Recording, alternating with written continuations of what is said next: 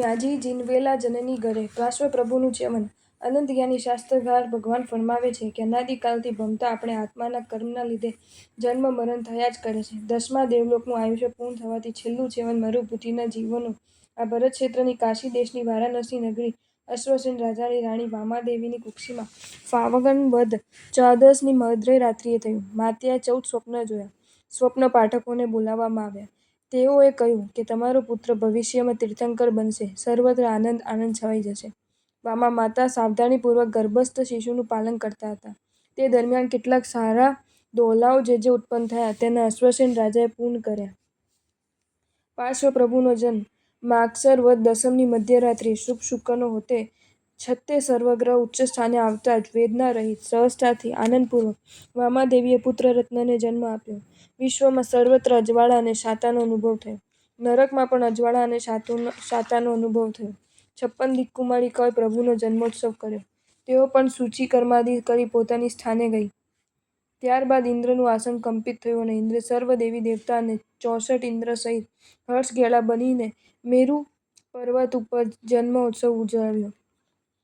પ્રભુ ગર્ભસ્થ હતા ત્યારે વામા માતાએ બાજુમાંથી જતા એવા સર્પને જોયો હતો. તેથી પુત્રનું નામ પણ પાર્શ્વકુમાર રાખવામાં આવ્યું. તેઓ સર્વત્ર લોકપ્રિય બની ગયા. અનુક્રમે યૌવન અવસ્થા પ્રાપ્ત થઈ. એક દિવસ અશ્વસેન રાજાના દરબારમાં એક સંદેશવાહકે આવીને કહ્યું કે એક દિવસ કુશલ સ્થળ નગરના પ્રસેનજીત રાજાની પુત્રી પ્રભાવતી ઉદ્યાનમાં સખીઓ સાથે ક્રીડા કરતી હતી ત્યારે કિન્નરીઓ પાર્શ્વકુમારના રૂપ લાવણ્યનું ગીત ગાયું. તેથી પ્રભાવતી પાર્શ્વકુમાર પ્રત્યે અત્યંત અનુરાગવાળી બની ગઈ. તેથી પ્રસેનજીત રાજાએ તેના સાથે લગ્ન કરવાનું આશ્વાસન આપી દીધું. આ વાતની કલિંગાદી અનાળ્ય દેશના રાજા યવનને ખબર પડી. તેથી પ્રભાવતીના રૂપ લાવણ્યથી આકર્ષાઈ તેણીને કબજે કરવા સૈન્ય સહિત આવી યવન રાજાએ કુશલ સ્થળ નગરે ઘેરો ઘાલ્યો છે. આગળ વધતા સંદેશવાહક કહે છે કે આ વૃત્તાંત અહીં ખાસ એ જણાવવા માટે આવ્યું છે કે સ્વજનને સહાય અને દુર્જનને શિક્ષા કરવી આ સજ્જનનો સ્વભાવ હોય છે. માટે આપ મારા સ્વામીને સહાયભૂત થાઓ. આ પ્રમાણે પ્રસેનજીત રાજાની આપત્તિ સાંભળી અશ્વસેન રાજા ક્રોધથી ધમધમી ઉઠ્યા અને રણભેરી વગાડાવી. સેનામાં ખલબલી મચી ગઈ અને તરત જ સેના તૈયાર થઈ. સેના સહિત અશ્વસેન રાજા યુદ્ધમાં જોવા તૈયાર થયા. એટલામાં પાર્શ્વકુમારે અશ્વસેન રાજા પાસે આવીને કુશલસ્થુપુર યુદ્ધભૂમિમાં હું જ જઈશ. આપને નહીં જવા દઉં. અતિ આગ્રહભરી વિનંતી કરી. તેથી અશ્વસેન રાજાએ પાર્શ્વકુમારને અનુમતિ આપી. પાર્શ્વકુમાર સૈન્ય સાથે રવાના થયા. ઇન્દ્રે પોતાના સારથીને રથ સાથે પાર્શ્વકુમાર પાસે મોકલ્યો. પાર્શ્વકુમાર કુશલસ્થપુર પાસે પહોંચ્યા. દૂત દ્વારા યુદ્ધ વિરામ માટે પાર્શ્વકુમારે યવન રાજાને કેવડાવ્યું. યવન રાજા યુદ્ધ વિરામની વાત દૂત દ્વારા સાંભળી સમસમી ઉઠ્યો અને આવેશમાં આવીને બબડવા લાગ્યો. પાર્શ્વકુમાર કોણ છે? તેને જે કરવું હોય તે કરે. મારી તેને સંપૂર્ણ છૂટ છે. એમ કહીને દૂતને રવાના કર્યા. ત્યારબાદ યવન રાજાના મંત્રીઓએ તેને કહ્યું કે પાર્શ્વકુમાર તો મહાબલિષ્ઠ છે. ઇન્દ્રને પણ સેવ્ય છે. આપણું સૈન્ય તો તેનાથી હારી જવાનું છે. પાર્શ્વકુમારના શરણે જવામાં જ આપણું હિત છે. યવન રાજા તત્વ સમજી ગયા.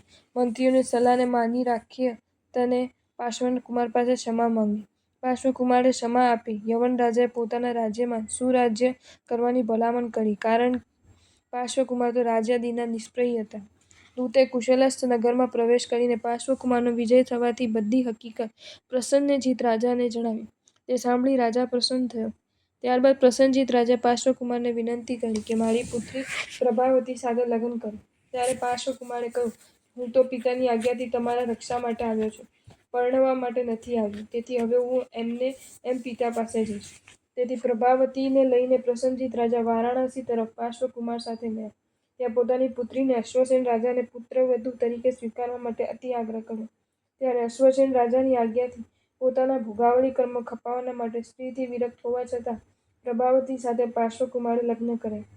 પાર્શ્વકુમારે વિરક્ત ભાવે સાંસારિક સુખ ભોગવતા પણ કર્મ નિર્જરા કરી છે. તીર્થંકર પરમાત્મા જે પ્રવૃત્તિઓ કરે છે તે પ્રવૃત્તિમાં સભાન અવધિ કર્મ નિર્જરા જ થાય છે. આ બાજુ કમઠનો જીવ નરકમાંથી નીકળી મનુષ્ય બન્યો. આ ભવમાં પણ તેનું નામ કમઠ પડ્યું. તે તાપસ બની ગયો. લોકો બાહ્ય તપ વગેરેથી આકર્ષિત બની જાય છે. તેથી તેને હજારો ભક્તો બની ગયા. કારણ કે સામાન્ય લોકોમાં આંતરદ્રષ્ટિ હોતી નથી. તેથી તેઓ બાહ્ય ક્રિયાથી પ્રભાવિત બની જાય છે. કમઠ ફરતો ફરતો વારાણસી નગરીની બહાર આવીને ચારે બાજુ ફરતા 5 અગ્નિકુંડ રાખી અગ્નિ તપ કરે છે અને જાપ જપે છે. તેમાં પ્રભાવનો ચારે બાજુ જોરદાર પ્રસાર થવા માંડ્યો. હજારો લોકો હાથમાં ફળ અને નૈવેદ્ય લઈને કમઠ તાપસને ત્યાં જવા માંડ્યા. પાર્શ્વકુમારે લોકોને પૂછ્યું કે ક્યાં જાઓ છો? ત્યારે તેઓ કહે હું કમઠ તાપસ પાસે. એમ જાણતા ત્યાં બેઠા બેઠા જ પ્રભુને અવધિ જ્ઞાનથી કમઠને જોયો અને ઘોડા પર સવાર થઈને ગયા. ત્યાં જઈ તેને સમજાવ્યું કે દયા ધર્મનું મૂળ છે અને તું જે પંચાંગની તપ કરે છે તેમાં સલંગતા લાકડામાં પંચેન્દ્રિય સર્પ છે. આવી રીતે દયા રહિત ધર્મ ફક્ત કાયાકષ્ટ માત્ર છે ઇત્યાદિ સમજાવવા છતાં કમઠની પકડ ન છૂટી. ત્યારે નોકર પાસે લાકડું અગ્નિમાંથી ખેંચી કઢાવ્યું અને ચીરાવ્યું તો તેમાંથી અર્ધદગ્ધ સર્પ બહાર કાઢી બતાવ્યો. નોકરે નવકાર મંત્ર સંભળાવ્યો. શાંત ચિત્તે સાંભળીને તે દેવને ધર્મેન્દ્ર દેવ થયો. કમઠ લોકો દ્વારા તિરસ્કાર પામ્યો. તેથી તે દ્વેષ કરતા થકો જંગલમાં જતો રહ્યો. લોકો પ્રભુની પ્રશંસા અને કમઠની નિંદા કરવા લાગ્યા. પણ પ્રભુ તો સ્વ પ્રશંસાથી કે પર નિંદાથી જરાય લેવાય નહીં. મધ્યસ્થ ભાવે જ રહે અને કમઠની ભાવ દયા ચિંતવી. કમઠ મળીને મેઘમાલી દેવ થયો. પાર્શ્વ પ્રભુની દીક્ષા. એક વખત પાર્શ્વકુમાર વસંત ઋતુમાં પ્રભાવતી સાથે નગરમાં ઉદ્યાનમાં ગયા. ત્યાં ફરતા ફરતા તેને એક મહેલમાં આવ્યો અને ત્યાં ભીતો પર ચિતરેલા ચિત્રો જોતા જોતા તેમની નજર નેમિનાથ અને રાજીમતીના ચિત્રો ઉપર પડી. તેમાં જાનૈયાઓને જમાડવા માટે ભેગા કરેલા પશુઓને જોઈ દયાથી નેમિનાથ તરત પાછો વળી રહ્યા છે. તે જોતા પાર્શ્વકુમાર તીવ્ર વૈરાગ્યવાળા બની ગયા. એમ તો તેમને વૈરાગ્ય જન્મથી જ હોય છે, કારણ તેઓ સ્વયં સંબુદ્ધ હોય છે. છતાં પણ એક નિમિત્તથી વૈરાગ્ય તીવ્ર બની ગયો એમ કહેવાય છે. તેથી પૂજ્ય ઉપાધ્યાયજી વીર વિજયજી મહારાજે કહ્યું છે ચિત્રામણ જીર્ણ જોવતા વૈરાગ્ય ભીના. ત્યારબાદ લોકાંતિક દેવો આપીને પાર્શ્વ પ્રભુ વિનંતી કરે છે હે પ્રભુ ધર્મતીર્થને પ્રવર્તાવો. ત્યારબાદ બધા પરિવારને પ્રભુએ દીક્ષા લેવાની વાત કરી. ત્યારે પ્રભાવતી બોર જેવડા આંસુએ પડતી રડવા લાગી. માતા પિતા પણ ખીન બની ગયા. બધાને પાર્શ્વકુમાર સમજાવ્યા અને 1 વર્ષ સુધી વરસીદાન આપી પ્રભુએ માગશર વદ પોષ વદ નવમથી 8મ તપ શરૂ કર્યો.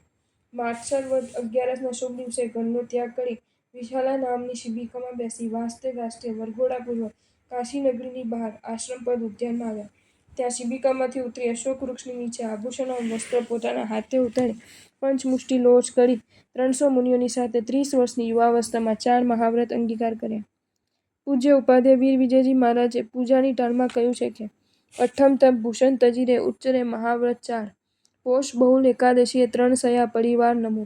માગશર વદ 12ના દિવસે ધન્ય સાર્થવાને ત્યાં પારણું કર્યું. તે ધન્યાથી ધન્ય બની ગયો. જો તમને આ વિડીયો ગમ્યો હોય તો આ વિડીયોને લાઇક કરો અને શેર કરો અને આવા જ નવા વિડીયો જોવા માટે જૈન ફેક્ટ્સ એન્ડ સ્ટોરીઝની ચેનલને સબસ્ક્રાઇબ કરો. ધન્યવાદ.